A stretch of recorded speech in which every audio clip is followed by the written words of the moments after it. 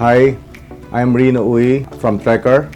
Yung office namin is along Timog Avenue, corner Scout Torillo. Our business started as a hobby, almost 20 years na yung company. As dumadaan ang panahon, gumaganda ang kita, hindi na hobby, business na talaga. Yung experience namin sa Pioneer is okay, A1. Lalo na nung kasama na namin si Ann kasi siya very helpful sa amin. Kung anong mga kailangan namin, tinutulungan niya kami. Service, excellent. If we have problem, just make a call. In no time, they're like a super serviceman.